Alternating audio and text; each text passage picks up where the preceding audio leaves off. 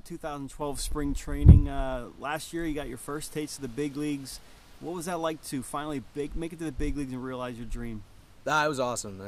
You put it perfectly. It was a dream come true. It's something you work towards from the time you pick up a baseball. You have this dream of being a Major League Baseball player, and finally last year that came true, and it was a great feeling. A very good job by the bullpen last year in 2011. How tight is that group and helping each other and knowing that everybody has each other's backs? I think it was a very close-knit group. I think that was a big key to our success, is everybody wanted to pick each other up.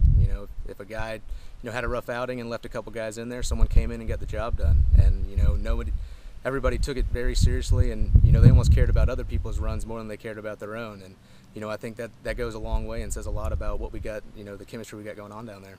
You came up early on, but what were some of the things that you worked on early in the season in Indianapolis that helped you succeed in the big leagues? I think it was a lot about command. Realizing that you have to get ahead of hitters to have success. When you fall behind, there's no lying. The numbers tell the truth. You fall behind, hitters become really good hitters, and you become very predictable. And when you get ahead, you got them guessing a little bit more, and you got a little bit more margin for error. Colorado, your first career appearance. What was your memories of coming in from the bullpen and making your first big league appearance? I remember it was freezing. It was really cold. I wasn't sure if I was shaking because I was nervous or if I was shaking because it was cold. But it was unbelievable. It was an amazing experience. It's something that I'll never forget. I got to face the reigning NL batting champion as the first guy I faced in the big leagues. So, it was just a lot of fun and a memory I'll cherish for forever. This team was a team that stuck around for 100 games last year. At one point, they're in first place late in July. What's it mean knowing that you guys know how to win, believe you can win, coming into 2012? I think that's huge. It started here last year with Clint, and he said, we're a lot better than people want to give us credit for, and we were, and we showed it. And there was a lot of optimism, and that carried over. And this year, it's even, we take it even further because we did win, and we know what we can do, and now we just have to do it for a complete season. And I think that's something that we're excited about. I think that's something that Pirates fans should be excited about. And I know personally I'm really excited to get the season started.